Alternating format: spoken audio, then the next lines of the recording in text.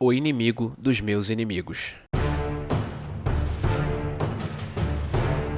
Este artigo foi escrito por The Good Citizen, traduzido por Instituto Rothbard e narrado por Rafael Oliveira. Contemplando um dilema moral em nosso mundo multipolar. Estamos proibidos de falar de Vladimir Putin nesse período atual sem ouvirmos desaforos perversos. Qualquer um que não jurar lealdade imediata à histeria atual da moda equivocada contra o homem ou 150 milhões de russos será considerado à primeira vista um apologista na melhor das hipóteses e um traidor na pior. Dizem que ele é um demônio, um canalha, um criminoso de guerra, um acidente cósmico enviado para destruir a democracia e tudo que é bom e nobre, que obviamente só deriva de nações boas e nobres do Ocidente que afirmam ainda ser democráticas.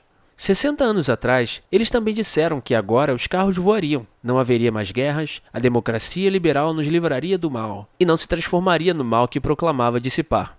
30 anos atrás era para ser o fim da história. Eles dizem que Putin é nosso inimigo, e a razão pela qual eles continuam repetindo isso ad nauseam é que eles sabem que milhões vão acreditar. Aqueles que incessantemente fazem essas acusações sem ironia, aparentemente não possuem qualquer autoconsciência ou espelho. Ou talvez tudo que eles tenham sejam espelhos e só possam fazer acusações sombrias com base em seus próprios reflexos. Costumávamos esperar muito de nossos inimigos, com o pré-requisito mínimo de que eles se comportassem como tal. E aqui estamos nós, milhões ainda acreditando no inacreditável. Um novo kit promocional pré-embalado da coisa atual, entregue com habituais inconsistências históricas e falácias lógicas, enquanto outros milhões assistem desacreditados essa fraude se repetir. Se aprendemos alguma coisa com os governos ocidentais em sua busca para inflamar uma nova Guerra Fria contra a Rússia e agora uma nova guerra mundial com a Rússia e a China, é que não se pode acreditar em nada. Se eles apontarem em uma direção e disserem, olha ali, fique indignado, é seu inimigo. A única coisa mais espantosa do que a natureza caricatural de suas tentativas medíocres de programação é que elas parecem funcionar porque poucas pessoas param e perguntam, por quê? Em A Arte da Guerra, de Sun Tzu, uma das 5 constantes da lei da guerra é a lei moral. Aspas. A lei moral faz com que o povo esteja em completo acordo com seu governante, para que o sigam independentemente de suas vidas, sem se assustar com qualquer perigo. O líder consumado cultiva a lei moral e adere estritamente ao método e à disciplina. Fecha aspas.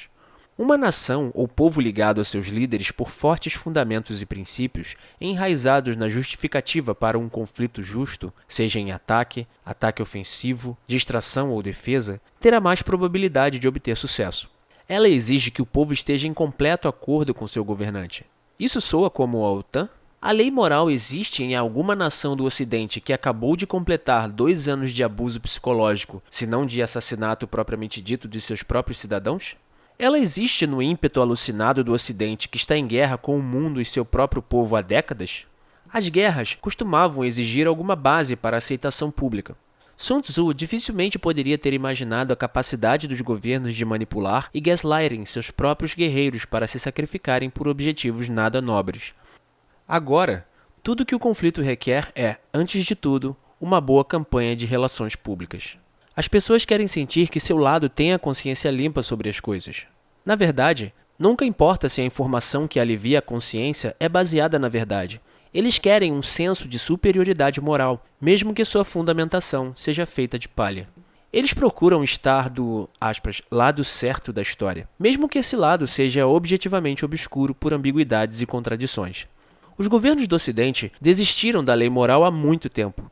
Eles fazem o que querem em direção a objetivos sobre os quais nunca estão expostos honestamente àqueles que deram sua confiança a seu governo.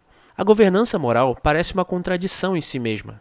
E assim, sem nenhum fundamento moral de qualquer tipo discernível, ainda devemos acreditar no que nos dizem nossos líderes inescrupulosos sobre a Rússia e Putin. Vamos jogar um jogo Rússia ou Ocidente? 1. Presos políticos são mantidos sem julgamentos acusados sem serem contra o regime. 2. Censura desenfreada. 3. A mídia controlada pelo Estado trabalha para o regime. 4. Comissões enviesadas que perseguem oponentes políticos. 5. Polícia secreta para golpes internos e esmagamento da oposição ao regime. 6. Manipulação eleitoral. 7. Proibir protestos de uma vertente política enquanto permite outros. 8. Proteção desigual perante a lei.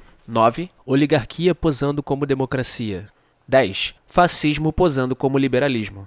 11. Racismo, sexismo, aliciamento infantil e fanatismo disfarçado de tolerância ou educação imposta pelo Estado, com corporações de todos os setores em conluio com o Estado para realizar tudo isso. As respostas corretas são ambas, em sua maioria, com exceção das 3 últimas, que são exclusivamente norte-americanas. Só os últimos 2 anos revelaram onde os verdadeiros inimigos dos cidadãos ocidentais estão, e eles não parecem estar na Rússia. O governo canadense declarou estado de emergência contra manifestantes pacíficos da classe trabalhadora para confiscar suas contas bancárias e ativos, depois de roubar 12 milhões de dólares em fundos de caridade de 2 empresas que fazem crowdfunding. Foi o Putin que fez isso? O governo australiano montou campos e forçou cidadãos saudáveis a ficar de quarentena em isolamento sob fiscalização rígida de guardas e funcionários de saúde. Se eles fugissem, seriam presos e acusados de crimes. Isso foi antes de os cidadãos serem atingidos com armas de energia, direcionadas pela polícia de Canberra por ousar exercer seus direitos humanos básicos de protestar contra os decretos tirânicos das vacinas. A nação inteira da Austrália foi uma ilha-prisão por 2 anos. Velhos hábitos. O governo grego está roubando dinheiro de aposentados que recusam as vacinas inúteis e mortais. A Itália segue a Grécia. A União Europeia está retendo bilhões do povo húngaro porque não gostou em quem eles votaram há 2 semanas. Os hospitais dos Estados Unidos recusaram transplantes que salvariam vidas a pacientes, aspas, não vacinados e até mesmo a crianças cujos pais não receberam as injeções de coágulos. Não foi um caso isolado, mas dezenas. Putin forçou os administradores do hospital a tais ações malignas? Os inimigos do povo ocidental estão sentados em seus parlamentos e altos cargos, trabalhando como policiais em seus distritos. Eles mudam de conselhos corporativos para burocracias governamentais. Eles trabalham para uma tecnocracia global coordenada que busca engendrar caos e conflito para subjugar e despovoar a maior parte da humanidade antes que eles sejam tecnologicamente projetados para uma versão posterior de nossa espécie. Putin forçou esses governos a aterrorizar seus próprios cidadãos? Putin estava envolvido no financiamento do laboratório de Wuhan? A Rússia tem mais de 300 laboratórios experimentais de armas biológicas em locais ao redor do mundo que podem ameaçar os países que os hospedam com consequências catastróficas? A frequência de catástrofes globais projetadas requer adesão às soluções prescritas pelos engenheiros dessas catástrofes. É o equivalente a incendiários civilizacionais retornando com os bombeiros para serem recebidos pela civilização como heróis. Quando os aplausos diminuem, eles rapidamente guiam os camponeses agradecidos e indignos, que lamentam não terem perecido no fogo em direção à próxima civilização que eles já prepararam por trás de suas cortinas globalistas douradas. No caso de nossos incendiários civilizacionais, atualmente levando lança-chamas para qualquer fonte de estabilidade no Ocidente, eles estão ansiosos para destruir suprimentos de alimentos, inflar os custos de energia por meio da escassez e projetar uma nova geração de consumidores, aspas, neutro em carbono, no rescaldo.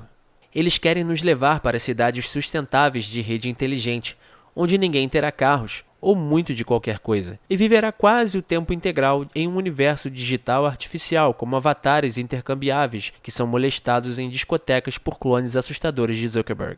Talvez uma espécie altamente evoluída nunca se submetesse aos termos de sua própria escravidão e aceitasse de bom grado as custas de sua liberdade, autonomia e direito à autodeterminação. Mas a pergunta que parece estar circulando em vários podcasts e newsletters raramente é respondida. Onde está Putin nisso tudo? Dizem-nos que a Ucrânia está dando trabalho para a Rússia, que de acordo com os próprios números críveis do governo ucraniano, a Rússia está sendo derrotada e massacrada até no campo de batalha. O moral deles está tão baixo que divisões inteiras estão se rendendo aos ucranianos. Putin recorreu a colocar soldados velhos e aposentados de volta em ação, alguns rifles do século XIX. E, no entanto, a cada dia que somos alimentados com esses contos, também somos alimentados com o incansável pedido de Zelensky aos governos ocidentais através de Zoom. Se ele não conseguir os bilhões em mais dinheiro e armas neste instante, a Ucrânia e a própria democracia morrerão para sempre. O desespero patético não é apenas uma contradição com as alegações de sucesso de seu governo no campo de batalha. É um insulto e uma vergonha ver tantos milhões de ocidentais assimilados que não sabem mais pensar em engolirem essa. Todos os dias, os propagandistas ocidentais fazem novas afirmações que contradizem as contradições do dia anterior de uma afirmação anterior. Continua ad nauseam até que o último ucraniano seja morto, no nobre empreendimento de manter Putin atolado em uma nação com a qual ninguém no poder no Ocidente se preocupa mais do que eles se preocupam com seus próprios eleitores que foram selecionados para governar. Vendemos a democracia como a forma superior de cima para baixo de governança e os estudantes ocidentais de história seletiva dificilmente pensariam em algo de mal dela.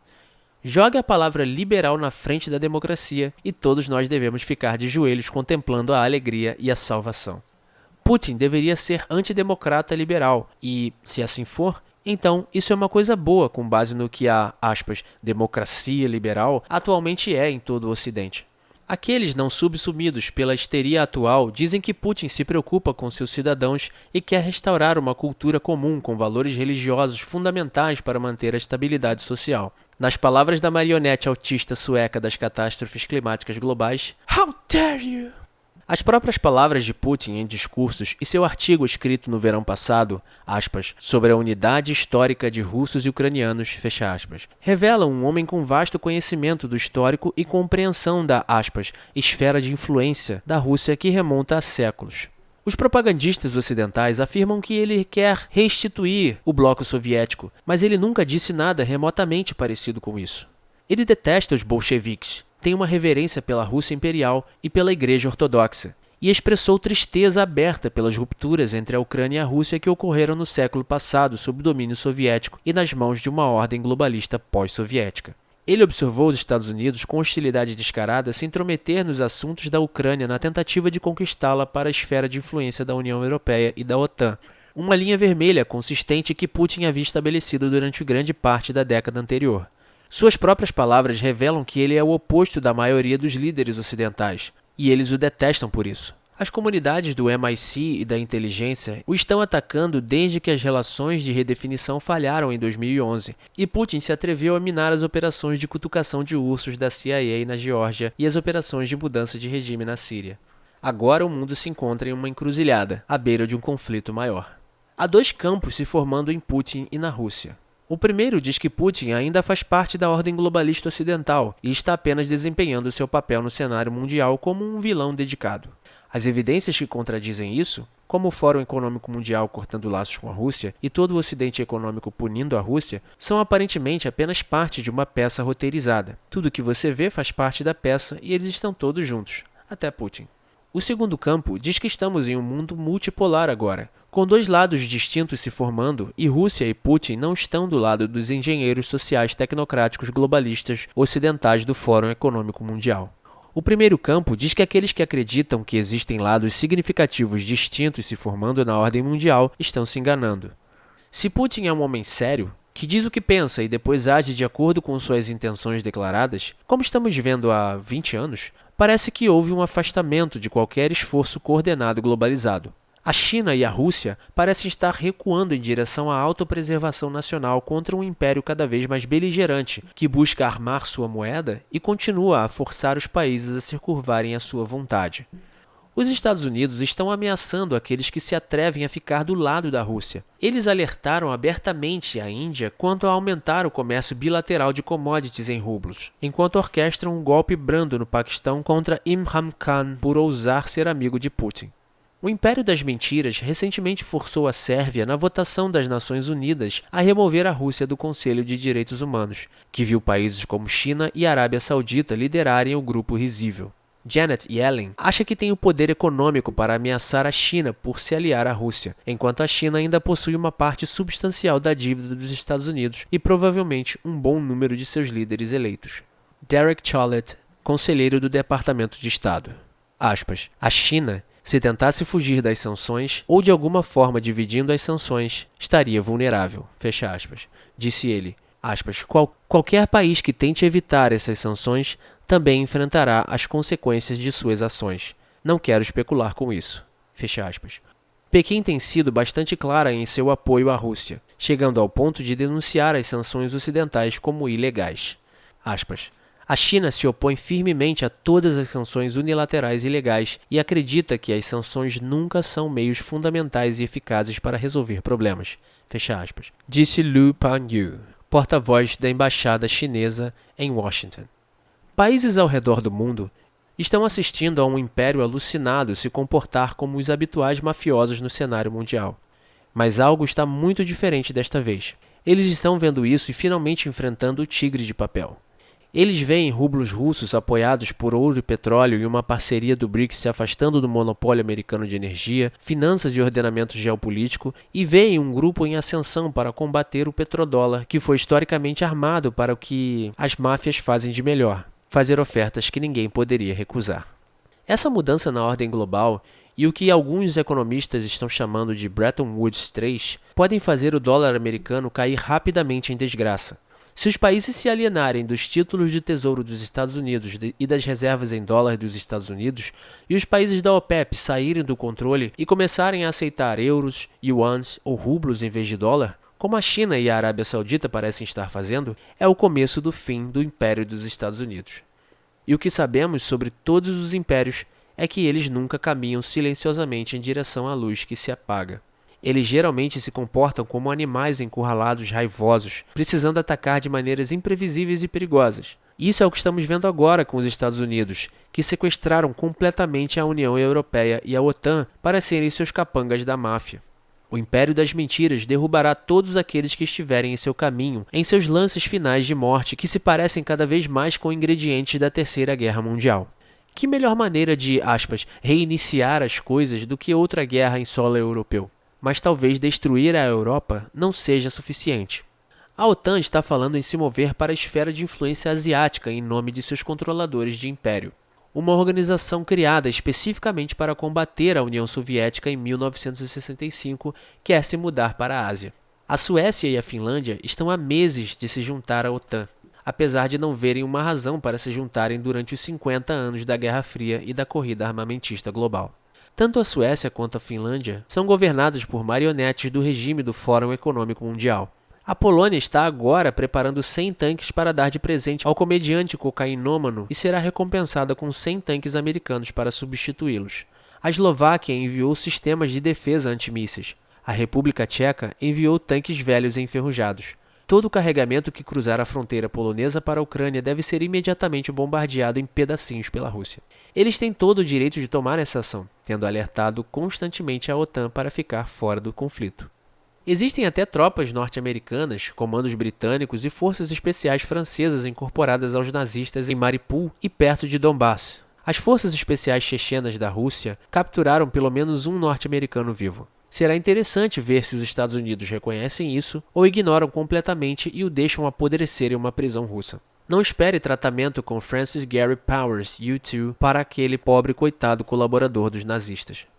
Jornalistas italianos, franceses e espanhóis incorporados às forças ucranianas anunciaram à mídia de seus países de origem exatamente a mesma história. As forças norte-americanas estão na ativa e dando todas as ordens. Aspas, pensei que estava com as brigadas internacionais e, em vez disso, estava diante do Pentágono. Fecha aspas. Um repórter francês explicando como ele descobriu na Ucrânia que as forças armadas norte-americanas estavam essencialmente comandando as coisas. A Terceira Guerra Mundial já começou, e foi o Império Ocidental de hienas sedentas de sangue que fez tudo o que podia para que isso acontecesse. Putin advertiu-os, ano após ano, para que parasse de cutucar o urso. Eles o ignoraram e agora pensam que podem culpá-lo por sua beligerância. Isso nos traz de volta ao próprio homem, o inimigo de nossos inimigos. O homem mostrou uma paciência incrível desde o golpe apoiado pelos Estados Unidos em Kiev em 2014 e o resultante massacre de russos étnicos em sua fronteira. O Império continua a antagonizar a Rússia enviando bilhões em armas para os nazistas da Ucrânia, felizes em lutar contra a Rússia até o último ucraniano, não importa quanto tempo leve. Ninguém no Ocidente, além de Macron, que está apenas se apresentando para os eleitores franceses durante uma eleição, está falando sobre paz ou cessar-fogo por meio de negociações significativas e, francamente, provavelmente é tarde demais para tudo isso. O comediante cocainômano teve sua chance e ele seguiu seus mestres da máfia em direção à escuridão, disposto a sacrificar seu povo e país por um império beligerante e seus bilhões em dinheiro grátis. O fantoche da OTAN, Jens Stoltenberg, disse no início dessa semana que os organizadores do terror desnecessariamente antagônicos vão mover as operações até as fronteiras da Rússia. O que é isso senão uma declaração aberta por mais guerra? Dizem que no xadrez, o melhor movimento é o que o seu oponente menos quer que você faça. Há várias razões para isso. Tem uma vantagem psicológica em estragar o plano do seu oponente e, se for um movimento posicional forte, também terá vantagens estratégicas no jogo. Mas há também outro movimento no xadrez amador, aquele que seu oponente nunca vê chegando. É possível que os amadores dos Estados Unidos nunca tenham visto as consequências de suas sanções sobre a Rússia voltando para paralisar as economias ocidentais? Eles queriam intencionalmente causar catástrofe econômica e inflação de commodities, destruindo a hegemonia do dólar? Ou Putin os enganou ao atrelar o rublo ao ouro e ao petróleo, um movimento que os elitistas arrogantes do distrito da corrupção nunca viram acontecer? Todos eles estão realmente apenas se apresentando em uma peça de teatro global? Suponho que todos nós ainda podemos agir como se isso ainda fosse verdade. Os americanos ficaram tão encantados com o homem mais rico do mundo comprando um velho pássaro moribundo na tentativa de restaurar a liberdade de expressão a uma plataforma que melhor seria deixá-la morrer e desaparecer para sempre. Eles se apegam a todos os tweets de Elon Musk, que tem bilhões em contratos com o governo e os militares dos Estados Unidos. Eles acreditam que ele é o inimigo de nossos inimigos. Ele tem o dinheiro, a influência da cultura pop e o mesmo passaporte que eles. E ele deixa histéricas as multidões iliberais de mimados emocionalmente instáveis. E sim, isso é sempre prazeroso e divertido de se ver. Mas o verdadeiro inimigo de nossos inimigos está em Moscou. O governo dos Estados Unidos está tentando desesperadamente derrubá-lo para manter seu monopólio geopolítico unipolar de poder. O que significa que ele não está mais lendo seus roteiros ou atuando em suas peças globais. Ele não está movendo as peças do tabuleiro de xadrez que eles exigem dele. Algumas fotos de Putin em Davos ao longo dos anos não significam nada. Ele é contra a ordem deles e trabalha apenas para os russos e para a Rússia. O gambito do rei acabou e o mundo está se movendo rapidamente em direção ao meio-jogo multipolar. O Ocidente quer mais guerra. Guerra sem fim, talvez até guerra mundial ou guerra nuclear, a julgar por sua incessante beligerância e ausência de qualquer pretensão moral. Isso os torna o verdadeiro perigo para a humanidade, juntamente com a cabala globalista de psicopatas malthusianos tecnocratas que eles apoiam. Se nossos verdadeiros inimigos são nossos próprios líderes e governantes que declararam guerra contra nós, então o verdadeiro inimigo de nossos inimigos é Vladimir Vladimirovich Putin. E é hora de dizer abertamente, sem desculpas, o que os estudiosos da guerra eficaz sabem há séculos. O inimigo dos meus inimigos é meu amigo. O link para este artigo está na descrição. Obrigado.